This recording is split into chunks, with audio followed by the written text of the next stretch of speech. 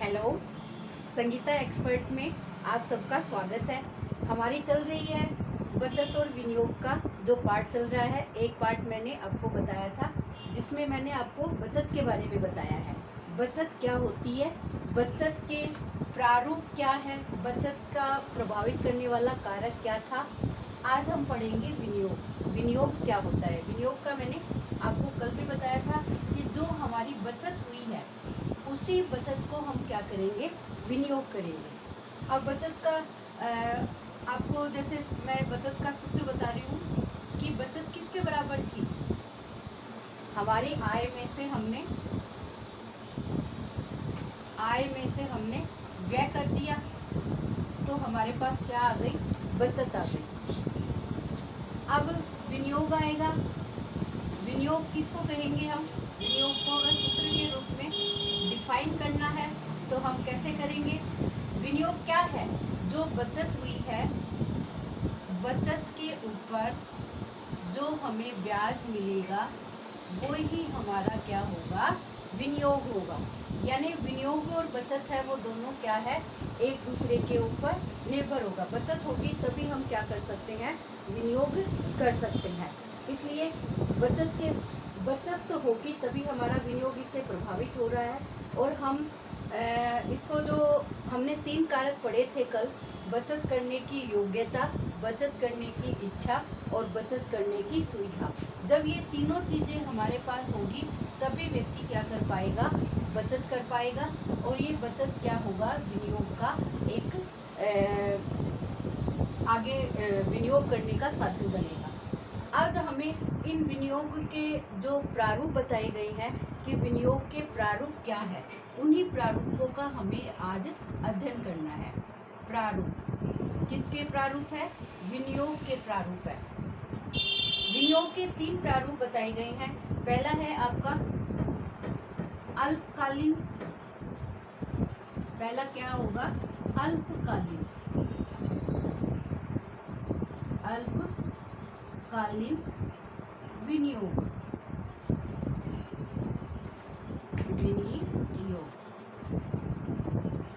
दूसरा हमारा होगा दीर्घकालीन।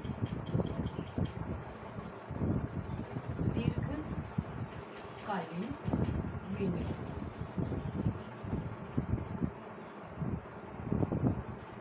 तीसरा प्रकार का जो हमारा विनियोग का प्रारूप है वो है जीवन भर के लिए। जीवन भर के लिए। अब हमें इन तीनों प्रारूपों के बारे में विस्तृत रूप से अध्ययन करना होगा। तीनों का अर्थ आपको पता होना चाहिए, जब भी आप क्या कर सकते हो, विनियोग को स्पष्ट कर सकते हो। तो आपको ये नाम से भी जैसे पता चल रहा है, अल्पकालीन विनियोग। अल्पकाल का मतलब होता है कम समय के लिए। कम समय के लिए, कम समय के लिए जो विनियोग किया जाता है उस विनियोग को हम क्या कहेंगे, अल्पकालीन विनियोग कहेंगे। दीर्घकालीन विनियोग का मतलब है, जैसे दीर्घ का मतलब क्या हो गया, बड़ा या लंबा जो समय हम विनियोग के लिए करेंगे तो उसको क्या कहेंगे, दीर्घकालीन विनियोग कहेंगे। यानी जिसके अंदर समय अवधि क्या होगी, ज़्यादा होगी। समय अवधि ज़्यादा। इसमें समय क्या लगा, हमारा कम समय के लिए हो रहा है, यानी समय अवधि होगी वो कम होगी। कम समय के लिए किया जाने वाला विनियोग है वो अल्पकालीन विनियोग होगा। और जो लंबे समय के लिए या बड़े समय, दीर्घ समय के लिए किया जाने वाला विनियोग होगा वो हमारा दीर्घकालीन विनियोग होगा। और जीवन भर का मतलब आपको ये भी नाम से ही स्पष्ट हो रहा है कि जिसमें जो विनियोग करता है वो अपने जीवन के अंदर इसका प्रयोग ना करके, जीवन में प्रयोग ना करके अपने परिवार के लिए, वो सेफ्टी के लिए क्या करता है, जीवन भर के लिए विनियोग करता है। यानी जब उस विनियोगकर्ता की मृत्यु होने के बाद उसका जो पूरा का पूरा फायदा होता है वो परिवार सदस्यों को मिलता है, यानी परिवार के सदस्यों की सेफ्टी के लिए किया जाने वाला विनियोग है, वो जीवन भर के लिए विनियोग के नाम से जाना जाता है। अभी हम इन्हीं तीनों विनियोग को ही हम आगे डिटेल में देखेंगे कि जो विनियोग है उसके प्रारूप ये 3 हैं। अब 3 के अंदर हम किस किस तरीके की स्कीम देखते हैं, कौन कौन सा खाता देखते हैं और किस किस प्रकार से इनका अध्ययन करेंगे। इसमें जैसे जीवन भर के लिए हमारा क्या आ जाता है, जीवन बीमा आ जाती है, जीवन बीमा योजना। और दीर्घकालीन विनियोग के अंदर और अल्पकालीन विनियोग के अंदर हमारा बैंक और डाकघर आता है। बैंक आता है मुख्य रूप से। बैंक के अंदर अल्पकालीन समय के लिए किए जाने वाले भी कुछ खाते होते हैं जिनके अंदर व्यक्ति अपना अल्पकाल के लिए विनियोग कर सकता है, और कुछ ऐसे दीर्घकालीन खाते भी होते हैं जिनके माध्यम से वो दीर्घ समय के लिए अपना अकाउंट उसके अंदर खोल सकता है। अब आपके जो सिलेबस में दे रखा है वो बैंक, डाकघर और जीवन बीमा 3 पॉइंट दे रखे हैं। इन्हीं 3 पॉइंटों के अंतर्गत ही हमें इनका डिटेल देखना है कि जो प्रारूप है अल्पकालीन, दीर्घकालीन और जीवन भर के लिए जो 3 प्रारूप बताए गए हैं, इनके अंदर हमें बैंक का पढ़ना है। पहले बैंक होती क्या है, क्या होती है बैंक, हमें ये देखना है। तो बैंक का जो सभी जानते हो, सभी बैंक के अंदर अकाउंट अपना खोल के रखते हो, सभी बैंक के प्रोसेस को जानते हो कि बैंक में खाता किस तरीके से खोला जाता है, किस तरीके से बंद किया जाता है, और खाता खोलने के बाद आपको क्या क्या उसके अंदर सुविधाएं मिलती है, सभी आप बैंक के बारे में जानते हो। फिर भी बैंक का जो मुख्य कार्य होता है वो लेना और देना, 2 प्रकार के जो कार्य है वो बैंक है वो मुख्य प्रकार की करती है। तो बैंक को अगर परिभाषित करना हो कि बैंक क्या है, एक ऐसी संस्था होती है जो क्या करती है, लेने और देने का कार्य करती है। बीच में एक आड़ती के रूप में जो संस्था होती है वो बैंक होती है, जो जिसके पास अधिक धन है उससे वो लेती है और जिसको धन की आवश्यकता होती है उसको वो देती है। यानी दोनों लेन और देन का जो कार्य होता है वो कौन करती है, बैंक करती है। तो बैंक के माध्यम से ही हमारी जो पूरी विनियोग की प्रोसेस है वो चालू होती है। जिससे लेना है वो उसमें जमा करते जाते हैं, जिसको बैंक देती है उनको वो ऋण के रूप में या लोन के रूप में अपनी धनराशि देती है। तो बीच का जो कार्य करती है वो कौन करता है, बैंक करता है। तो बैंक के माध्यम से ही लेने और देने का कार्य है। बैंक का पूछा जाए कि बैंक का जो मुख्य कार्य होता है वो क्या होता है, तो यही कार्य होता है कि बैंक लेने का कार्य करती है और देने का कार्य करती है। तो मुख्य कार्य तो हमारे क्या हो गए, ये 2 कार्य हो गए। इसके अलावा बैंक, सबको पता है बैंक के और भी बहुत कार्य होते हैं। जैसे आप जब खाता खोलते हो तो आपको क्या देती है, एक पासबुक मिलती है, एक आपको चेक बुक मिलती है, आपको ड्राफ्ट की सुविधाएं देती है, आपको एटीएम की सुविधाएं देती है, आपको क्रेडिट कार्ड की सुविधाएं देती है। तो बैंक इन 2 कार्यों के अलावा भी आपको बहुत सारी ऐसी सुविधाएं देती है जिसके माध्यम से व्यक्ति अपना जीवन है वो एकदम नॉर्मली तरीके से कर सकता है।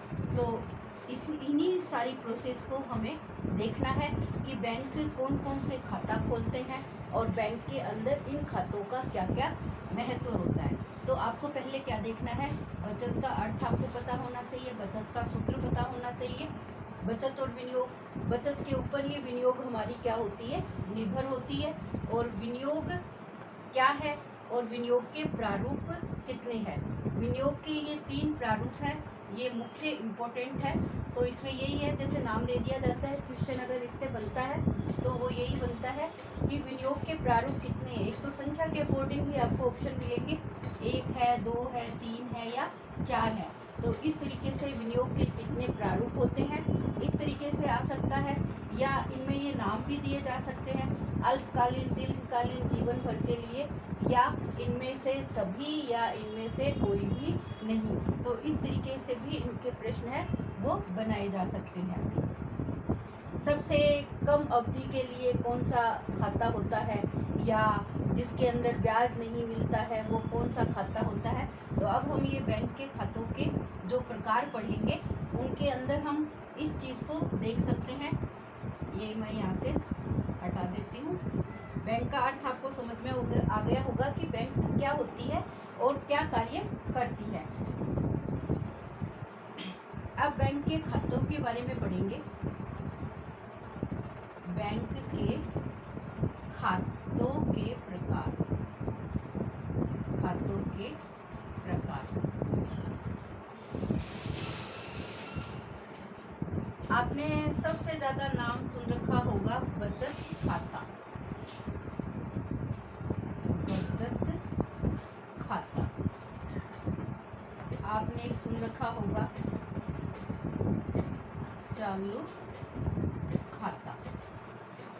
इन दोनों के बारे में आप अच्छे से जानते होंगे कि चालू खाता क्या होता है या आपका करंट बचत खाता क्या होता है। तो इस तरीके के दोनों खातों के बारे में आपको देखना है, क्योंकि जब बार बार जो एग्ज़ाम में पूछे जाने वाले बिंदु होते हैं वो यही होते हैं कि बैंक के खातों के प्रकार क्या है, या चालू खाता क्या है, या आपका बचत क्या है, सावधि जमा योजना क्या है, निश्चित अवधि जमा योजना क्या है। तो इस तरीके से आपके जो खातों के प्रकार से जो प्रश्न पूछे जाते हैं, और इनकी कोई संख्या नहीं होती कि खातों के कितने प्रकार हैं, बैंक के खाते कितने प्रकार के हैं, इनका कोई फिक्स नहीं है। ये कई सारे खाते हैं जिनके अंदर से जो इम्पोर्टेंट खाते हैं उन्हीं के बारे में ही मैं आप लोगों को बता रही हूँ। पहला आपका बचत खाता है। बचत खाता क्या होता है? नाम से पता चल रहा है जो हम बचत कर रहे हैं उस बचत को जमा करने के लिए क्या करते हैं, हम एक बैंक के अंदर एक अकाउंट खोलते हैं और उस अकाउंट के अंदर हमारे पास जितना भी धन होता है उस धन को हम जितना जमा कराना चाहते हैं उस धन को जमा कराते जाते हैं। उसकी कोई निश्चित अवधि नहीं होती है, कोई अवधि नहीं होती है, कोई सीमा नहीं होती है। जितना भी धन आपके पास है वो आप 5 रुपए से लेके और इसको आपकी इच्छा के अकॉर्डिंग है वो आप इसमें जमा कराते जाते हैं। तो उसको हम क्या कहते हैं, बैंक बचत खाता खोलते हैं। कम से कम 150 बार आप इसमें पैसा निकालने की सुविधा भी आपको दी जाती है। ये भी आपको ध्यान देना है, पैसा निकालना। जमा कराने की कोई सीमा नहीं है, आप कितने बार भी इसके अंदर जमा करा सकते हो, लेकिन निकालने की सीमा बताई गई है कि आप बैंक के अंदर जो बचत बैंक खाता होता है उसके अंदर आप 150 बार से ज़्यादा पैसा नहीं निकाल सकते। तो ये बात आपको ध्यान रखनी है। चालू खाता, इसके ऊपर प्रश्न ऐसा पूछा जाता है कि ऐसा कौन सा खाता है जिसके ऊपर ब्याज नहीं मिलता है। ठीक है, ये बात आपको ध्यान रखनी है। चालू खाता एक ऐसा खाता है जिसके अंदर बिल्कुल भी ब्याज की दर है वो नहीं दी जाती है। ये किसके लिए उपयोगी है? चालू खाता है वो किसके लिए उपयोगी बताया गया है? तो ये व्यापारी वर्ग के लिए, व्यापारी वर्ग के व्यक्तियों के लिए उपयोगी होता है। व्यापारियों को सुविधा देने की दृष्टि से ये चालू खाता है वो खोला गया है, क्योंकि व्यापारी अपने व्यापार का प्रबंधन करने के लिए उनको अपनी एक बड़ी जो रकम होती है उसका लेन देन करना पड़ता है, और उस लेन देन की सुविधा के लिए ही बैंक के अंदर वो एक अपना चालू अकाउंट रखते हैं। करंट अकाउंट, इसको क्या कहेंगे? Current account. तो इस करंट अकाउंट के माध्यम से वो दिन में कितनी बार भी उस बैंक के अंदर पैसा जमा कर सकता है और कितनी बार भी उसमें से निकाल सकता है। निकालने और जमा करने की कोई भी सीमा इसके अंदर निर्धारित नहीं होती है। तो ये इसके अंदर विशेष बात होती है, क्योंकि इसके अंदर ब्याज की आपके जो धनराशि है वो ब्याज इसके अंदर नहीं मिलता है, इसीलिए इसको चालू अकाउंट का नाम दिया गया है। और पैसे निकालने और जमा करने की भी कोई सीमा नहीं होती है, कितनी बार भी पैसा निकाल लिया जाता है या दे दिया जाता है। इसी को ध्यान में रखते हुए ही इस खाते के ऊपर कोई ब्याज नहीं दिया जाता।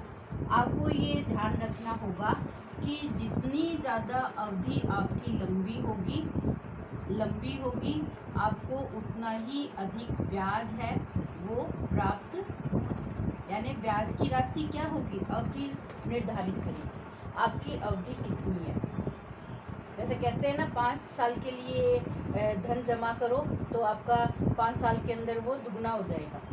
तो आजकल तो 5 साल में दुगना होता नहीं है, लेकिन पहले ये स्कीम थी कि 5 साल के अंदर जितना पैसा जमा करते हो उसका वो डबल हो जाता है। तो कहने का मतलब यही है कि जितनी ज़्यादा अवधि है आपकी पैसा जमा करने की लंबी होगी तो उतना ही अधिक आपको ब्याज मिलेगा, और जितनी कम होगी ये अवधि जितनी कम होगी ब्याज है उतना ही आपको कम मिलेगा। ये आपको ध्यान रखना है एक बार, क्योंकि कम अवधि का ब्याज कम मिलने का कारण ये होता है क्योंकि अवधि कम है। तो वो जब बैंक क्या करती है, लेना और देना करती है, तो किसी भी व्यक्ति को वो जमा किया हुआ पैसा देती है तो उसकी एक निश्चित सीमा, जब उसको पता होगा कि ये व्यक्ति अपने पैसे को 10 साल तक नहीं निकालेगा, 10 साल तक उसने फिक्स कर रखा है, और ये व्यक्ति 2 साल के अंदर अपना पैसा ले लेगा, तो वो उसी के अकॉर्डिंग ही दूसरे व्यक्ति को क्या करेगी, ऋण की सुविधा प्रदान करेगी। तो उस समय सीमा के आधार पर ही वो निश्चित रूप से किसी को जो धन है वो उधार दे सकता है और ले सकता है। तो इसी अवधि को ही निर्धारित करके ब्याज की जो राशि होती है वो तय की जाती है कि कौन से अकाउंट आपने खोला है और कौन से अकाउंट के अंदर आपको धन है वो ज़्यादा मिलेगा और कौन से अकाउंट में आपको धन है वो कम मिलेगा। तो ये इसके अंतर्गत निर्धारित होता है। बचत खाता भी कम अवधि का होता है तो उसके अंदर भी ब्याज की दर है वो कम होती है। चालू खाता है ये इसके अंदर कोई टाइम पीरियड ही नहीं होता है, तो इसलिए इसके अंदर ब्याज है वो मिलता ही नहीं है। तीसरा प्रकार का हमारा जो अकाउंट आ जाता है वो आता है निश्चित अवधि खाता। निश्चित अवधि खाता, निश्चित अवधि भी निश्चित है।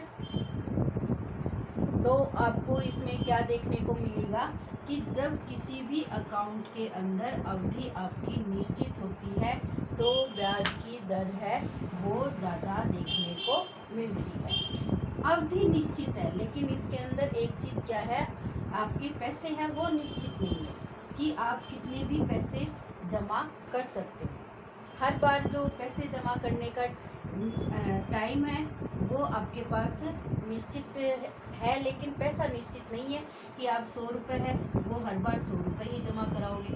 जब आपके पास 500 होते हैं तो आप 500 जमा करा सकते हो, आपके पास 300 होते हैं तो 300 जमा कर सकते हो। खाली क्या है इसमें, एक अवधि निश्चित है कि मैं 2 साल के लिए अपना अकाउंट है वो खोल रहा हूँ, या मैं 3 साल के लिए अकाउंट खोल रहा हूँ, या मैं 6 महीने के लिए अकाउंट खोल रहा हूँ, या मैं 5 वर्ष के लिए अकाउंट खोल रहा हूँ। तो उसी समय को निर्धारित करते हुए इसके ऊपर 5 से 5.5% तक है वो ब्याज की दर है वो निर्धारित की जाती है। 3 अकाउंट हमारे ये हो गए हैं। एक हमारा इसी के अंतर्गत आता है, जैसे इसमें निश्चित अवधि खाता हो गया तो वो आता है आवर्ती जमा योजना। निश्चित आवर्ती जमा योजना, निश्चित आवर्ती जमा योजना का मतलब होता है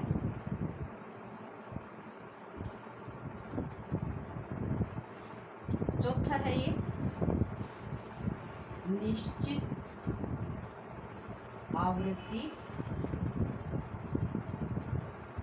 जमा योजना। निश्चित है, आवृत्ति है और जमा योजना है, यानी इसमें हम एक राशि है वो निर्धारित कर लेते हैं। जैसे मान लो आपने 1000 रुपये निर्धारित कर लिए, ये 1000 रुपये आपको एक निश्चित समय 2 वर्ष 5 वर्ष या 10 वर्ष के लिए आपको जमा करना है। हर महीने आपको क्या करना होगा, ये 1000 रुपये है वो जमा करना है। इसमें आवृत्ति क्या होगी आपकी 1000 रुपये, जो आवृत्ति यानी बार बार आने वाले रकम होती है, उसी को हम आवृत्ति, जो बार बार रिपीट होती है उसको हम कहते हैं। तो जमा योजना यानी हर बार आपको क्या करना है, एक निश्चित समय में यानी हर माह आपको एक फिक्स धनराशि है जो आपने खोल रखा है कि हम 5 साल के लिए जमा करेंगे या 10 साल के लिए जमा करेंगे या 15 साल के लिए जमा करेंगे। तो ये आपकी एक निश्चित आवृत्ति जमा योजना होती है। इस योजनाओं का एक फ़ायदा ये और होता है कि इसके ऊपर आजकल लोन की सुविधा भी आप लोगों को दी जाती है। एक जैसे आपने इसके अंदर 2 साल तक अपना अकाउंट है वो निश्चित रूप से पूरा कर लिया है, और अब आपको बीच में जैसे पैसों की ज़रूरत होती है तो ये पूरी आप ऐसे इसको पूरा अगर बीच में बंद कराना चाहो तो वो बंद भी हो सकता है, लेकिन उसमें फिर आपको इंटरेस्ट नहीं मिलता है। तो इसमें आप लोन ले सकते हो, अपनी जितनी धनराशि आपकी जमा हो चुकी है उस धनराशि का 50% है वो आप इसमें से लोन के रूप में अपने पैसे हैं वो निकाल सकते हो, और फिर जैसे ही आपको जमा करना होता है तो आपकी वो योजना है वो चालू रह सकती है। तो इस तरीके से मैंने आपको ये बैंक का अर्थ बताया है और बैंक के 4 खातों के बारे में बताया है। तो आप इनको अगर समझ में नहीं आया हो तो आप मेरे से कमेंट करके और पूछ सकते हो, तो मैं नेक्स्ट वीडियो के अंदर उसके बारे में है थोड़ा सा डिस्कस आप लोगों के सामने कर दूंगी। लेकिन कमेंट के माध्यम से आप लोगों को बताना होगा कि आपको समझ में आ रहा है या नहीं आ रहा है। तो आप जैसे ही मेरा वीडियो देखते हो तो आप उसके ऊपर कमेंट कर दिया करें कि मेरे को ये टॉपिक समझ में आ गया है, या कोई थंब का है, इस तरीके से आप कोई भी शो कर सकते हो ताकि मेरे को पता चल जाए। और अगर आप मेरे चैनल पे नए हो, पहले बार वीडियो देख रहे हो, तो इस चैनल को संगीता एक्सपर्ट के नाम से चैनल है ये।